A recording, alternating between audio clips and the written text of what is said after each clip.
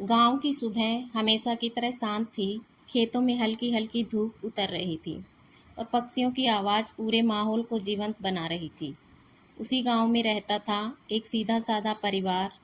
परिवार के मुखिया रमेश सिंह सरकारी विभाग में अधिकारी थे। उनकी पत्नी सावित्री देवी गृहिणी थी। उनके 3 बच्चे थे। सबसे बड़ा बेटा अमित और 2 बेटियां पूजा और निशा। रमेश सिंह ने अपने बच्चों को यही सिखाया था कि जीवन में सबसे बड़ी दौलत शिक्षा और संस्कार होते हैं। अमित पढ़ाई में बहुत होशियार था। 12वीं में अच्छे अंक आने के बाद उसका दाखिला दूसरे शहर के एक प्रतिष्ठित कॉलेज में हो गया। पूरा परिवार खुश था, लेकिन सावित्री देवी की आंखें नम थीं। बेटा, अपना ध्यान रखना, समय पर खाना खा लेना और पढ़ाई पर पूरा ध्यान देना, उन्होंने जाते समय कहा। अमित मुस्कुराकर बोला, माँ, आप चिंता मत कीजिए, मैं आपका और पापा का नाम जरूर रोशन करूँगा। अमित शहर चला गया। वहाँ उसकी रहने की व्यवस्था उसके दूर के रिश्तेदार महेश चाचा के घर के पास हो गई। पढ़ाई शुरू हुई और धीरे धीरे वह नए माहौल में ढलने लगा। करीब 3 महीने बीत चुके थे। एक दिन महेश चाचा ने कहा, अमित, अगले हफ्ते मेरी बेटी की शादी है। तुम्हें भी हमारे साथ रहना होगा। घर में मेहमानों की बहुत भीड़ रहेगी। अमित ने खुशी खुशी हामी भर दी। कुछ ही दिनों में शादी का घर रोशनी, हंसी और संगीत से भर गया। रिश्तेदार दूर दूर से आने लगे। हर तरफ खुशी का माहौल था। हल्दी की रस्म चल रही थी। ढोलक की थाप पर महिलाएं गीत गा रही थी। तभी अमित की नज़र पहली बार एक लड़की पर पड़ी। हल्के पीले रंग का सूट, चेहरे पर मासूम मुस्कान और बड़ी बड़ी आंखें। वह लड़की अपनी सहेलियों के साथ हंसते हुए मेहमानों की मदद कर रही थी। अमित कुछ पल के लिए उसे देखता ही रह गया। उसी समय महेश चाचा ने आवाज़ लगाई, अमित बेटा, इधर आओ। अमित चौंक गया और उनकी ओर बढ़ गया। शाम को संगीत का कार्यक्रम शुरू हुआ। सभी लोग नाच गा रहे थे। तभी वही लड़की गलती से अमित से टकरा गई। सॉरी, उसने मुस्कुराते हुए कहा। कोई बात नहीं, अमित ने हल्की मुस्कान के साथ जवाब दिया। यही उनकी पहली बातचीत थी। अगले 2 दिनों तक शादी की तैयारियों में दोनों कई बार आमने सामने आए। कभी सजावट करते हुए, कभी मेहमानों को खाना परोसते हुए। धीरे धीरे दोनों बातें करने लगे। लड़की का नाम सोनिया था। सोनिया पढ़ाई कर रही थी और स्वभाव से बहुत मिलनसार थी। एक शाम दोनों छत पर खड़े शादी की रोशनी देख रहे थे।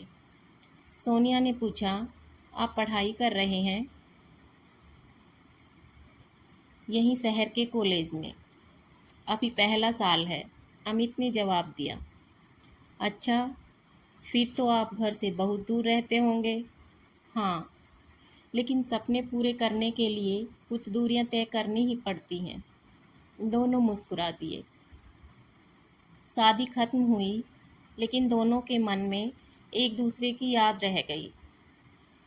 कुछ दिनों बाद फ़ोन पर बात शुरू हुई। पहले दिन में 5 मिनट, फिर आधा घंटा, और देखते ही देखते घंटों बातें होने लगी। समय के साथ साथ दोनों को एहसास हो गया कि यह सिर्फ दोस्ती नहीं रही। एक दिन अमित ने हिम्मत करके कहा, सोनिया, शायद मैं तुमसे प्यार करने लगा हूँ। कुछ पल की खामोशी के बाद सोनिया बोली, मैं भी यही कहना चाहती थी, लेकिन डर रही थी। दोनों ने एक दूसरे का साथ निभाने का वादा किया, लेकिन उन्हें यह नहीं पता था कि आगे उनकी राह इतनी आसान नहीं होगी। करीब 6 महीने बाद जब यह बात दोनों परिवारों तक पहुंची, तो घर में सन्नाटा छा गया। रमेश सिंह ने शांत स्वर में कहा, बेटा, हमें इस रिश्ते से कोई व्यक्तिगत दुश्मनी नहीं है, लेकिन तुम अभी कॉलेज के पहले साल में हो। न तुम्हारी उम्र शादी की है, न उसकी। पहले पढ़ाई पूरी करो, अपने पैरों पर खड़े हो जाओ, उसके बाद बैठकर बात करेंगे।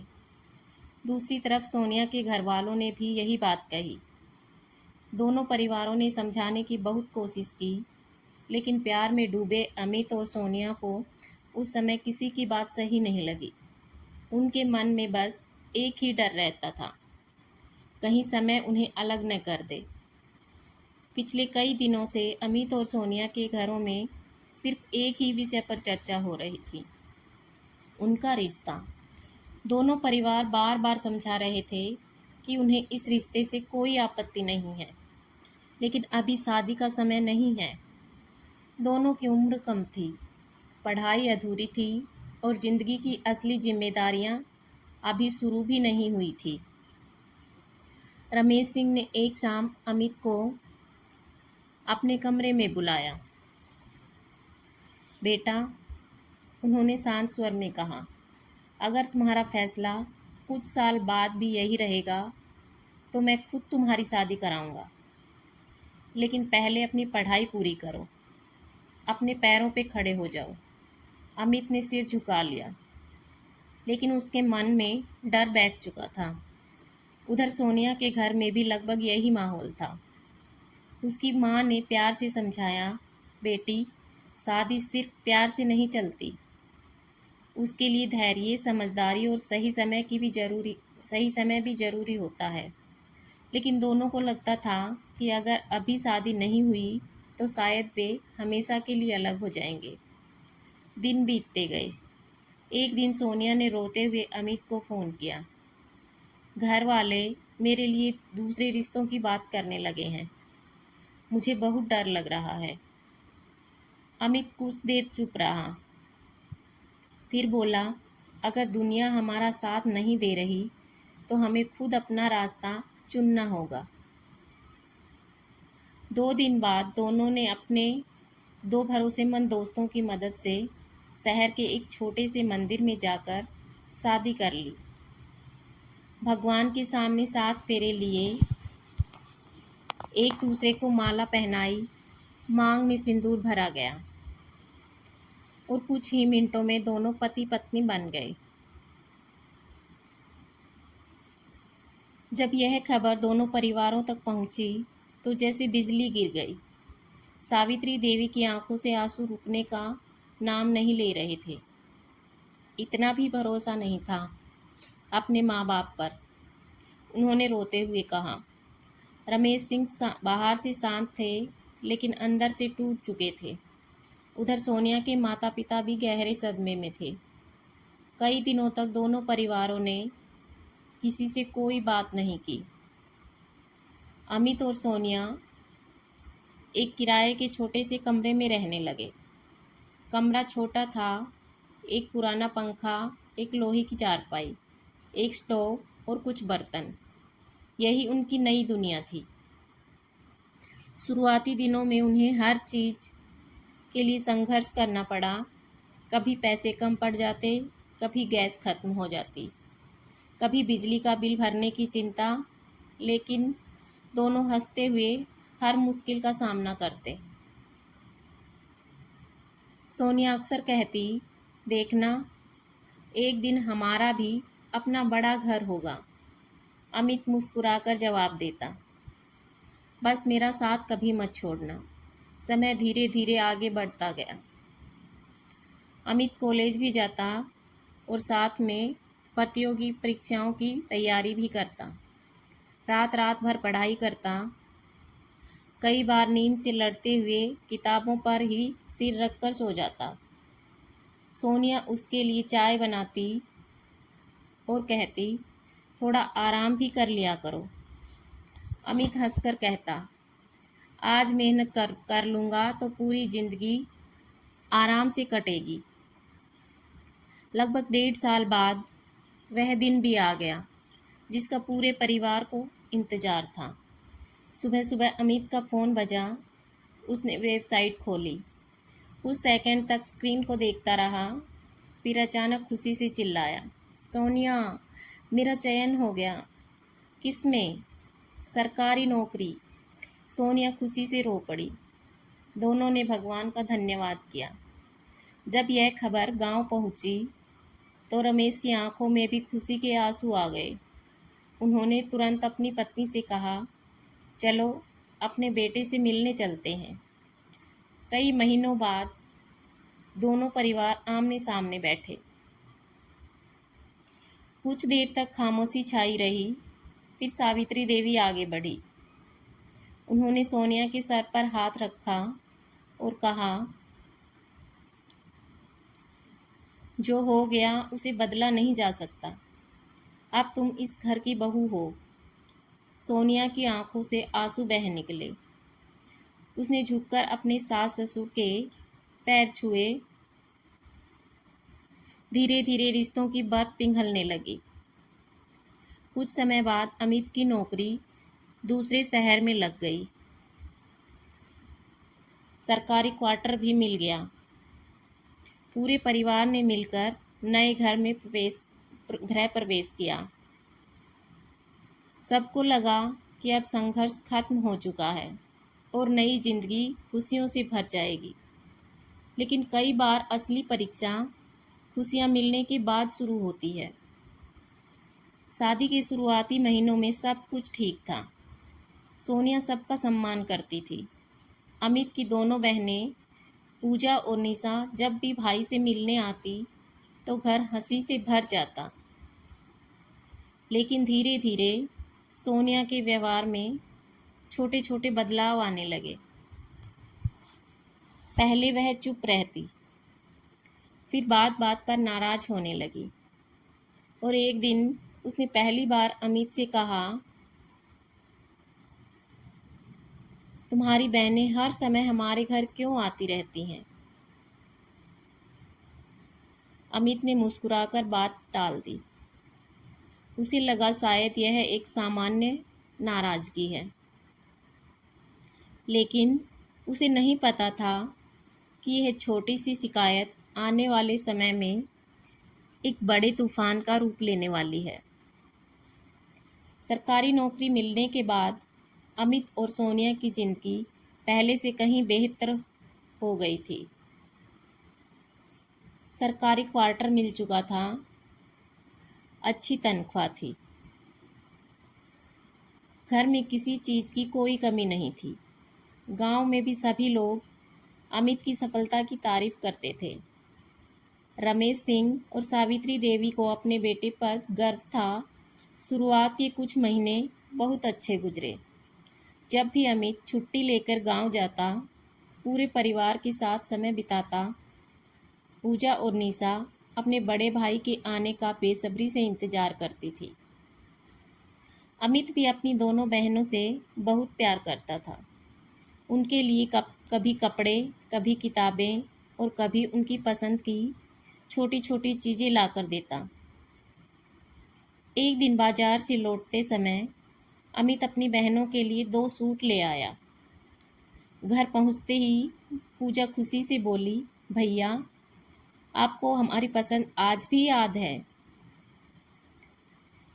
निशा ने हंसते हुए कहा, भैया अब सरकारी नौकरी लग गई है, इसलिए हमारे नखरे भी बढ़ेंगे। पूरा घर हंसी से गूंज उठा। लेकिन कमरे के एक कोने में बैठी सोनिया चुपचाप सब देख रही थी। उसने कुछ नहीं कहा। उसकी चुप्पी किसी ने नहीं समझी। उस रात जब सब सो गए तब उसने अमित से पूछा, तुम्हें अपनी बहनों की हर छोटी बड़ी पसंद याद रहती है, लेकिन मेरे लिए कभी भी बिना कहे कुछ लाए हो? अमित मुस्कुराया, अरे तुम्हारे लिए तो पिछले हफ्ते ही साड़ी लाया था। सोनिया बोली, मेरी बात साड़ी की नहीं है। मुझे लगता है कि तुम्हारे लिए आज भी सबसे पहले तुम्हारा घर है। अमित ने गंभीर होकर कहा, सोनिया वो मेरा घर है, मेरे माँ बाप हैं, मेरी बहनें हैं और तुम मेरी पत्नी हो। इन रिश्तों की तुलना नहीं की जा सकती। सोनिया ने कोई जवाब नहीं दिया, लेकिन उसके मन में एक गांठ पड़ चुकी थी। समय बीतता गया। अब छोटी छोटी बातें भी बहस का कारण बनने लगी। अगर अमित गांव फ़ोन करता तो सोनिया का चेहरा उतर जाता। अगर वह अपनी माँ की तबीयत पूछता तो सोनिया चुप हो जाती। अगर बहनें मिलने आ जाती तो वह ज़रूरत भर ही बात करती। एक रविवार को अमित बाजार गया। वापस आया तो उसके हाथ में कुछ किराने का सामान और माँ की पसंद की चाय पत्ती थी। सोनिया ने पूछा, ये सब किसके लिए है? माँ ने कहा था गांव में यह वाली चाय नहीं मिल रही तो सोचा भेज दूँ। सोनिया का चेहरा बदल गया। हर महीने कुछ न कुछ भेजते ही रहते हो, आखिर कब तक? अमित ने हैरानी से पूछा। भेजता क्या हूँ? कभी चाय, कभी मिठाई, कभी कोई ज़रूरत की चीज़। पापा ने आज तक मुझसे 1 रुपया नहीं मांगा। फिर भी मुझे अच्छा नहीं लगता। क्यों? क्योंकि अब तुम्हारी पहली जिम्मेदारी हमारा घर है, अमित ने शांत स्वर में कहा। और मैं वही कर रहा हूँ। हमारे घर में किसी चीज़ की कमी है क्या? सोनिया चुप हो गई। असल में कमी किसी चीज़ की नहीं थी। रमेश सिंह आज भी अच्छी नौकरी में थे। घर खर्च आराम से चलता था। उन्होंने कभी अपने बेटे से पैसे नहीं मांगे। अमित तो बस कभी कभी अपने मन से कोई सामान भेज देता था, लेकिन सोनिया को यही बात खटकती थी। कुछ दिनों बाद पूजा की कॉलेज की फ़ीस जमा करनी थी। रमेश सिंह ने खुद फीस भर दी। अमित को जब पता चला तो उसने अपनी छोटी बहन के लिए एक नया लैपटॉप खरीद लिया। पढ़ाई में काम आएगा, उसने मुस्कुराते हुए कहा। जब यह बात सोनिया को पता चली तो वह नाराज़ हो गई। इतना महंगा सामान देने की क्या ज़रूरत थी? अमित ने जवाब दिया, वो मेरी बहन है। उसकी पढ़ाई में मदद करना मुझे खुशी देता है। तो क्या मेरी खुशी की कोई कीमत नहीं? तुम्हारी खुशी भी उतनी ही ज़रूरी है, लेकिन किसी अपने की मदद करना गलत नहीं है। उस दिन बहस बहुत बढ़ गई। आवाज़ें बाहर तक सुनाई देने लगी। पास के सरकारी क्वार्टर में रहने वाले पड़ोसी भी एक दूसरे का चेहरा देखने लगे। अगले दिन सोनिया ने पूरे दिन अमित से बात नहीं की। धीरे धीरे यह रोज़ की बात बन गई। कभी किसी फ़ोन कॉल पर नाराज़गी, कभी किसी रिश्तेदार के आने पर ताना, कभी बहनों का नाम सुनते ही गुस्सा। अमित समझ नहीं पा रहा था कि आखिर उसकी गलती क्या है। वह हर रिश्ता निभाने की कोशिश कर रहा था। एक तरफ माँ बाप और बहनें, दूसरी तरफ पत्नी, लेकिन दोनों के बीच संतुलन बनाना अब पहले जैसा आसान नहीं रहा था। इसी बीच एक और खुशखबरी आई। डॉक्टर ने मुस्कुराते हुए कहा, बधाई हो, आपके घर जल्द ही एक नन्हा मेहमान आने वाला है। अमित की खुशी का ठिकाना नहीं रहा। उसे लगा शायद बच्चा आने के बाद घर का माहौल बदल जाएगा, शायद सारी नाराज़गियाँ ख़त्म हो जाएंगी, शायद रिश्तों में फिर से मिठास लौट आएगी। लेकिन किस्मत ने उसके लिए कुछ और ही लिख रखा था। जिस बच्चे के आने से वह खुशियाँ लौटने की उम्मीद कर रहा था, उसी के जन्म के बाद उनकी ज़िंदगी एक ऐसे मोड़ पर पहुंचने वाली थी जहां से लौटना आसान नहीं था। समय अपनी रफ्तार से आगे बढ़ता रहा। कुछ ही महीनों बाद वह दिन आया जिसका पूरे परिवार को बेसब्री से इंतजार था। अस्पताल के बाहर अमित बेचैनी से टहल रहा था। कभी भगवान का नाम लेता, कभी डॉक्टर के कमरे की ओर देखता। तभी नर्स मुस्कुराते हुए बाहर आई। बधाई हो, बेटा हुआ है। यह सुनते ही अमित की आंखों में खुशी के आंसू आ गए। उसने सबसे पहले अपने माता पिता को फ़ोन किया। माँ, आप दादी बन गई। उधर फ़ोन पर सावित्री देवी खुशी से रो पड़ी। कुछ ही घंटों में रमेश सिंह और सावित्री देवी गांव से शहर पहुंच गए। उन्होंने पहली बार अपने पोते को गोद में लिया तो जैसे सारी थकान और सारी परेशानियां पल भर में दूर हो गई। सावित्री देवी ने प्यार से कहा, देखना, यह हमारे घर की खुशियां फिर से लौटा देगा। अमित भी यही सोच रहा था। उसे उम्मीद थी कि अब सोनिया का मन भी बदल जाएगा। कुछ दिनों बाद सोनिया और बच्चा घर आ गए। घर में खिलखिलाहट गूंजने लगी। बच्चे की किलकारियां सुनकर हर किसी का चेहरा खिल उठता। पूजा और निशा भी जब भाई के घर आती तो घंटों अपने भतीजे के साथ खेलती रहती। लेकिन सोनिया को यह सब पहले जैसा अच्छा नहीं लगता था। एक दिन उसने अमित से कहा, मुझे अच्छा नहीं लगता कि हर कोई मेरे बच्चे को गोद में उठाए। अमित ने समझाते हुए कहा, ये उसके दादा दादी और बुआ हैं, उनका भी तो हक है उससे प्यार करने का। सोनिया ने कोई जवाब नहीं दिया, लेकिन उसके चेहरे पर नाराजगी साफ दिखाई दे रही थी। कुछ महीने बाद सावित्री देवी कुछ दिनों के लिए बेटे के घर रहने आई, ताकि बहू को बच्चे की देखभाल में मदद मिल सके। वह सुबह जल्दी उठती, घर का काम करती, बहू के लिए खाना बनाती, पोते को संभालती, ताकि सोनिया आराम कर सके। लेकिन एक दिन सोनिया ने साफ शब्दों में कहा, माँ जी, मैं अपना घर अपने तरीके से चलाना चाहती हूँ। सावित्री देवी कुछ पल चुप रही, फिर मुस्कुराकर बोली, बेटी, अगर मेरी वजह से तुम्हें असहज महसूस होता है तो मैं वापस गांव चली जाती हूँ।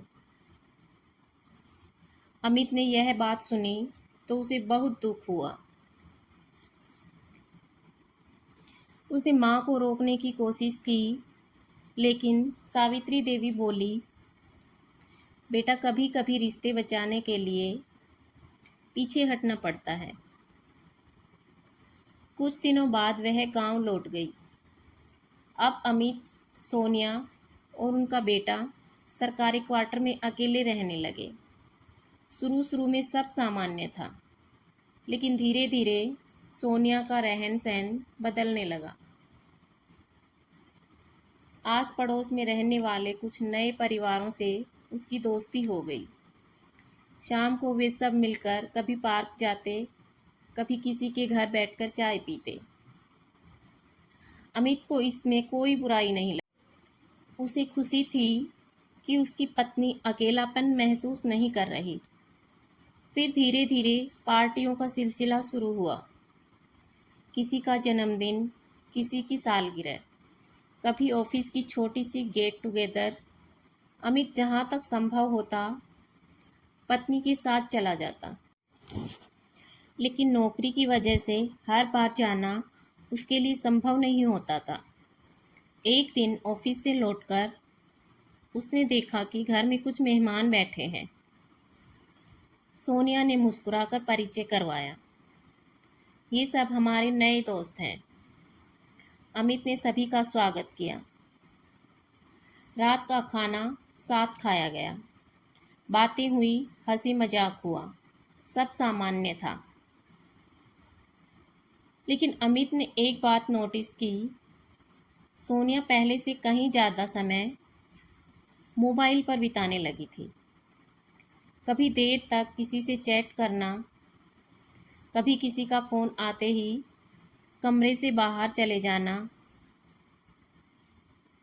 जब अमित पूछता तो वह कहती, अरे हमारी फ्रेंड्स ग्रुप की बातें हैं। अमित ने भरोसा किया, उसे अपनी पत्नी पर शक करने की कोई वजह नहीं दिखती थी। उधर उसका पूरा ध्यान नौकरी और परिवार की जिम्मेदारियों पे लगा रहता। इसी बीच एक और खुशखबरी आई। सोनिया दूसरी बार माँ बनने वाली थी। पूरा परिवार फिर से खुश हुआ। कुछ महीनों बाद उसके घर एक प्यारी सी बेटी ने जन्म लिया। अब परिवार पूरा हो चुका था, एक बेटा, एक बेटी। अमित को लगता था कि अब उसकी दुनिया पूरी हो गई है, लेकिन खुशियों के इस चेहरे के पीछे एक ऐसी दूरी जन्म ले चुकी थी जिसे वह अभी तक पहचान नहीं पाया था। मोबाइल पर बढ़ता समय, बात बात पर गुस्सा, हर छोटी बात पर झगड़ा और बिना वजह अमित पर शक करना, ये सब धीरे धीरे उसकी रोजमर्रा की जिंदगी का हिस्सा बनने लगा। अमित कई बार सोचता, क्या नौकरी की व्यस्तता की वजह से मैं सोनिया को समय नहीं दे पा रहा।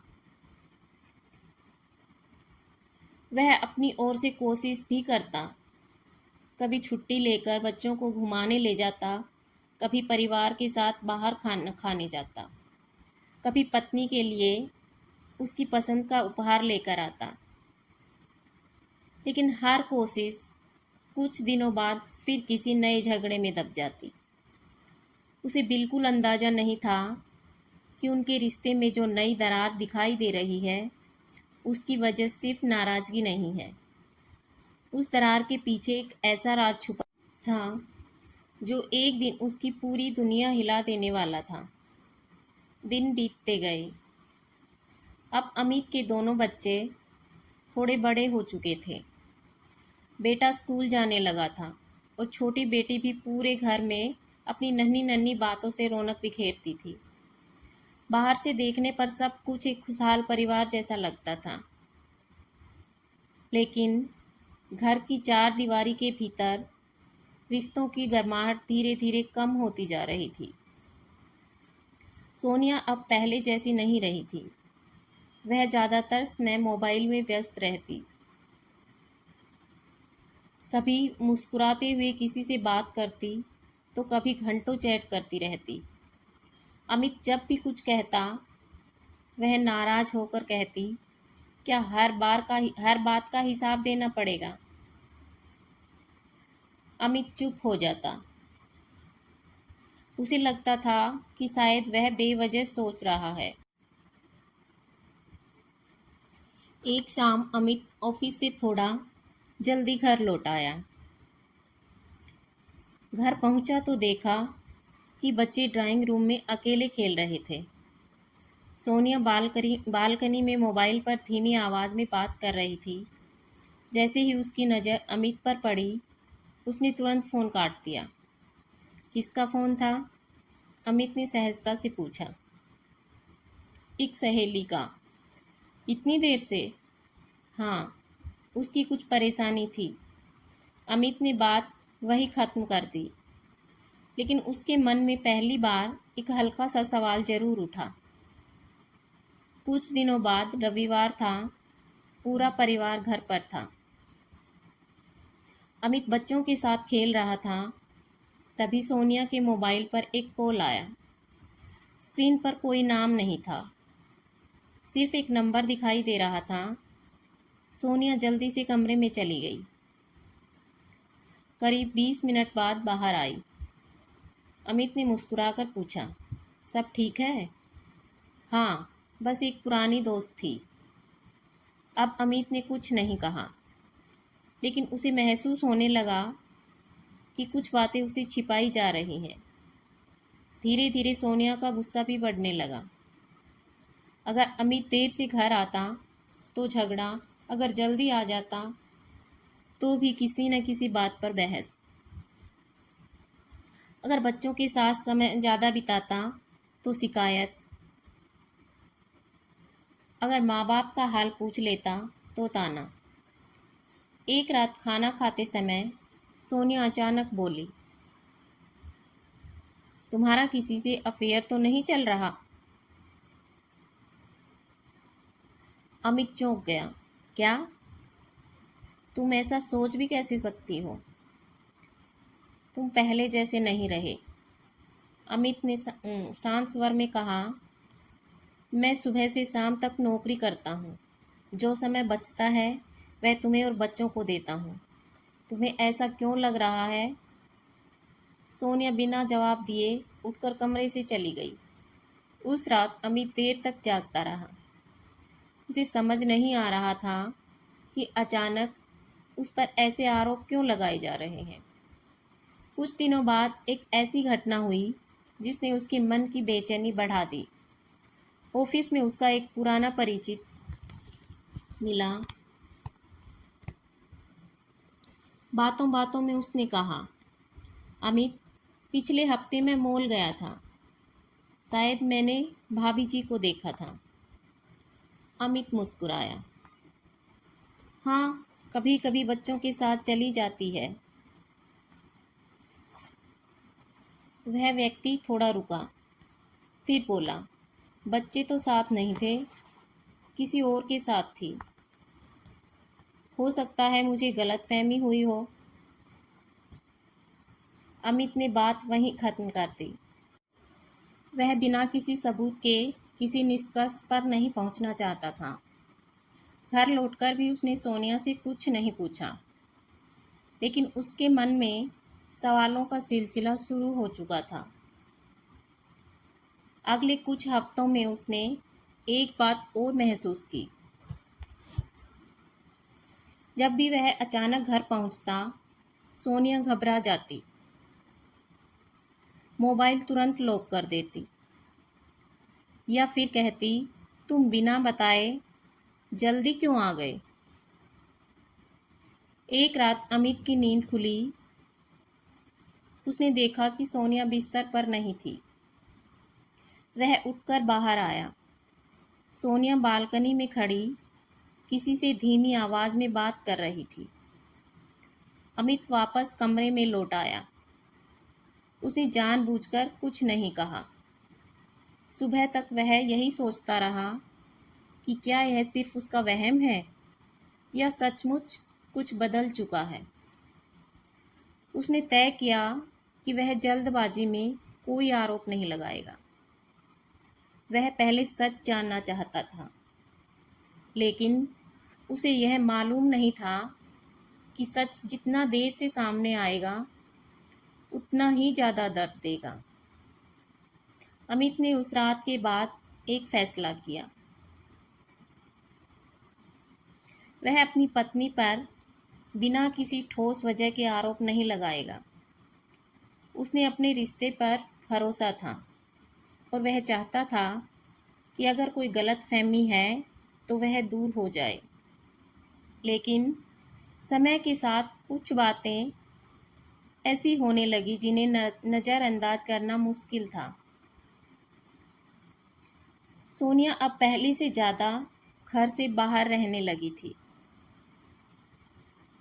कभी कहती सहेली के घर जा रही हूँ, कभी कहती मार्केट का काम है, और कई बार बच्चों को पड़ोसन के पास छोड़कर अकेले चली जाती। अमित ने एक दो बार पूछा भी, बच्चों को साथ क्यों नहीं ले जाती? सोनिया का एक ही जवाब होता, उन्हें संभालना मुश्किल हो जाता है। अमित चुप रह जाता। एक दिन ऑफिस में बैठा था कि उसके मोबाइल पर स्कूल से फ़ोन आया, सर आपका बेटा अभी तक कोई लेने नहीं आया। अमित घबरा गया। उसने तुरंत सोनिया को फ़ोन किया। फ़ोन बंद था। वह जल्दी जल्दी ऑफिस से निकला और स्कूल पहुंचा। बेटा स्कूल के गेट पर अकेला बैठा था। जैसे ही उसने अपने पिता को देखा, दौड़कर गले लग गया। पापा, मम्मी नहीं आई। बच्चे की मासूम आवाज़ सुनकर अमित का दिल भर आया। वह बेटे को लेकर घर पहुंचा। करीब 1 घंटे बाद सोनिया घर लौटी। अमित ने शांत स्वर में पूछा, तुम कहाँ थी? स्कूल से फ़ोन आया था, बेटा अकेला इंतज़ार कर रहा था।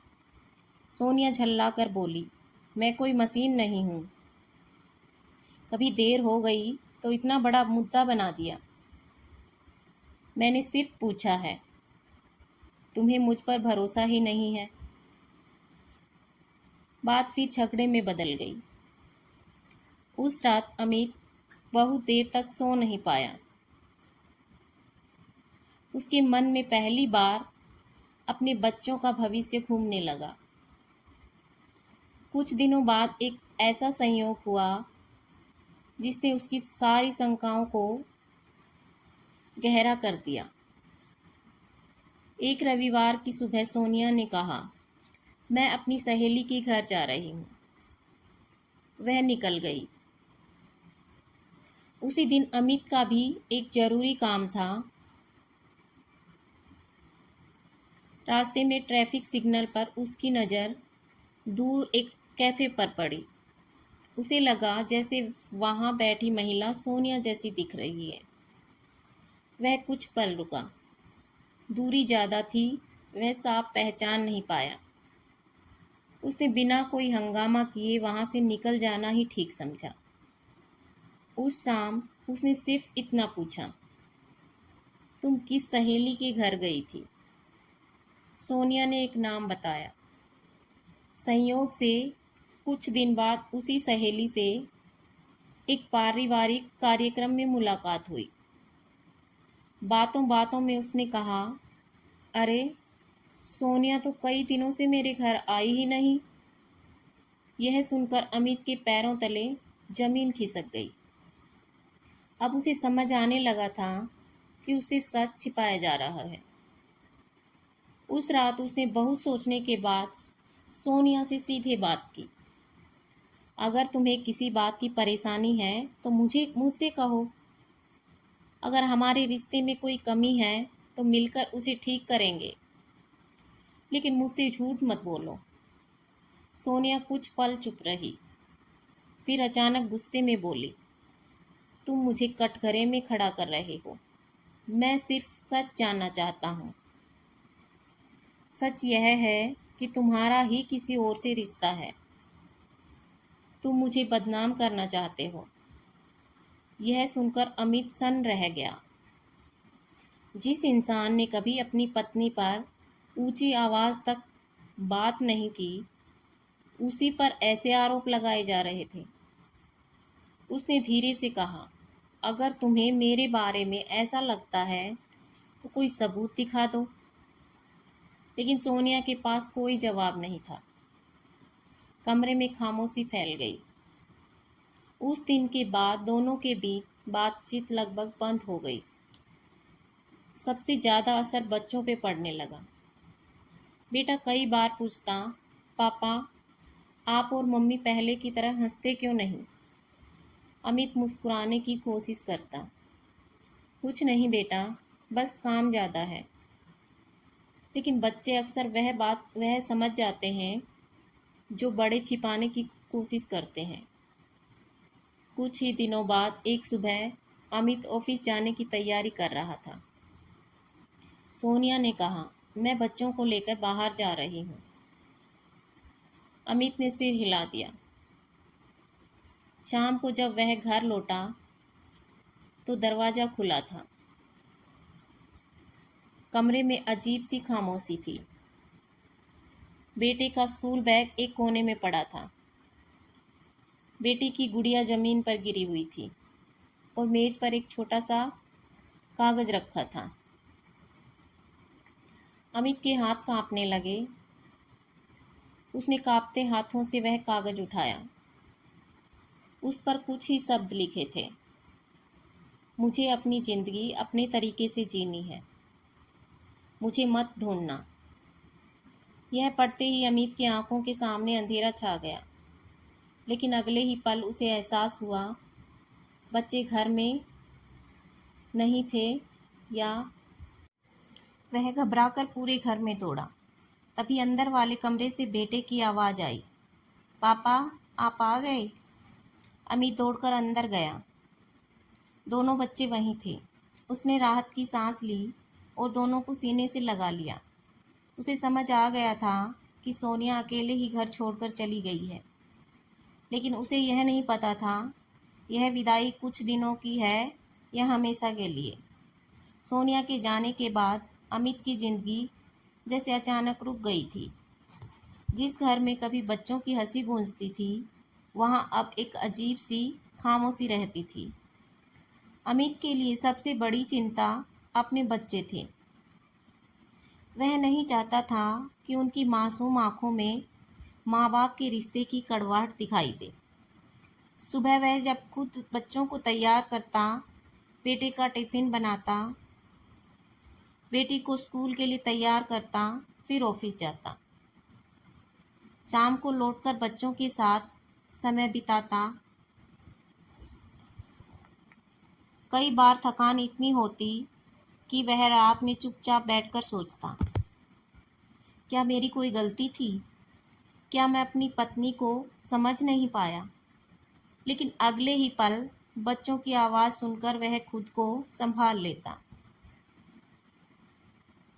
पापा, एक शब्द ही उसके लिए हिम्मत बन जाता। उधर परिवार को जब सोनिया के जाने की खबर मिली तो सभी दुखी हो गए। रमेश सिंह और सावित्री देवी बेटे के पास आए।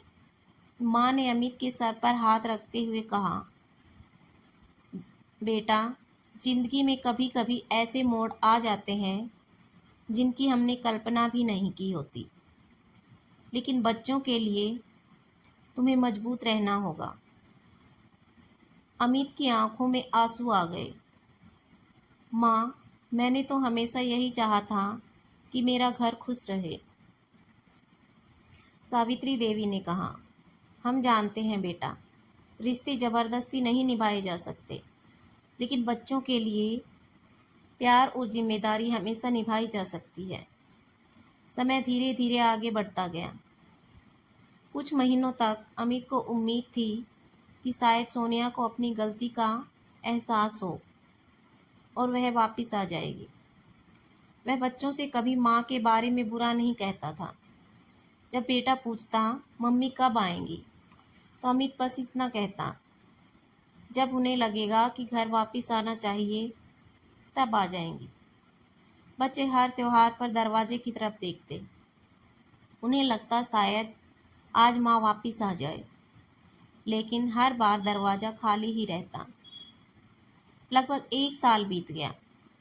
अमित ने अब अपनी ज़िंदगी को बच्चों के हिसाब से ढाल लिया।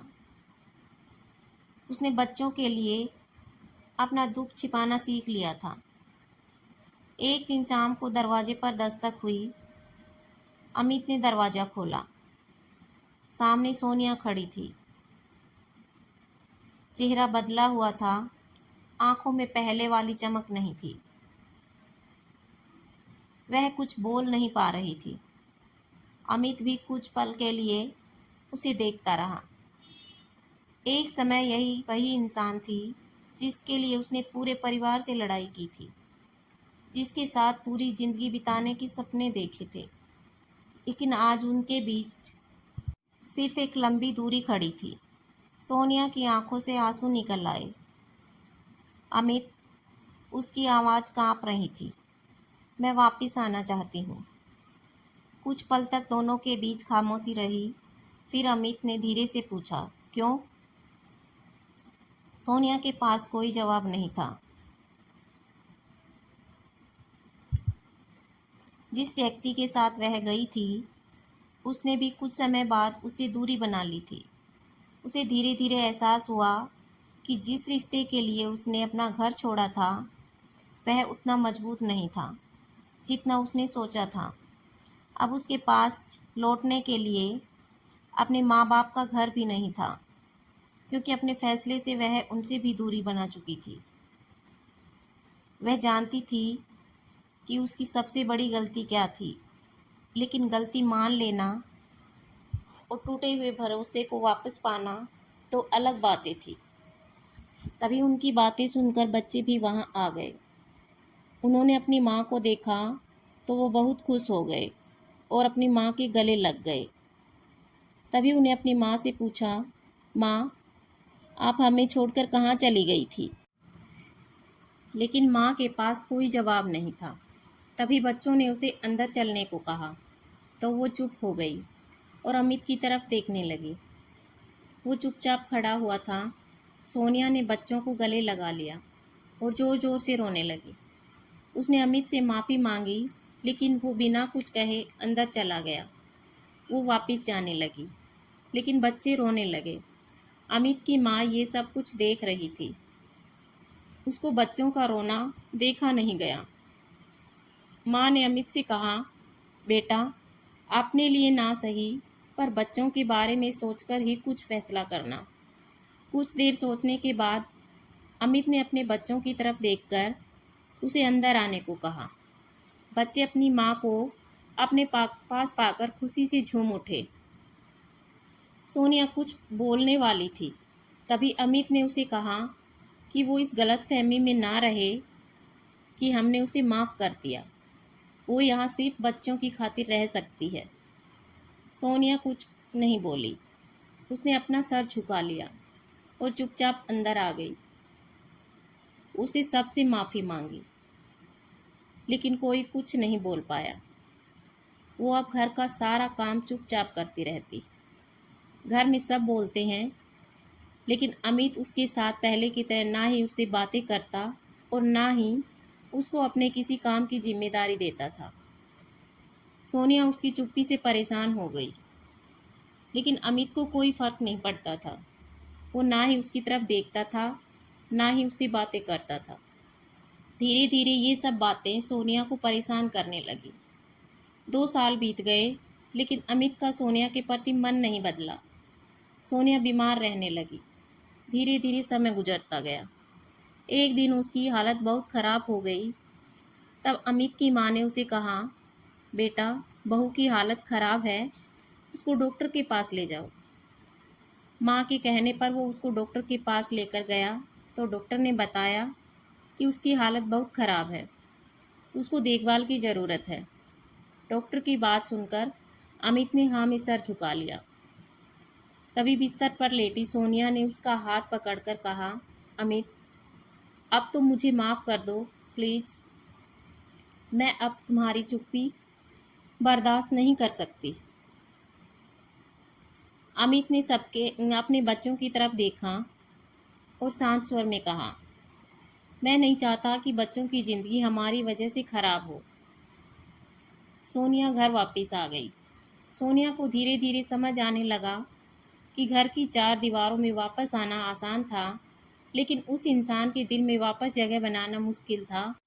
सोनिया के वापस आने के बाद घर फिर से भर गया था, लेकिन यह सच था कि कुछ रिश्ते टूटने के बाद जुड़ तो जाते हैं, मगर उनमें पहले जैसी मजबूती वापस नहीं आती।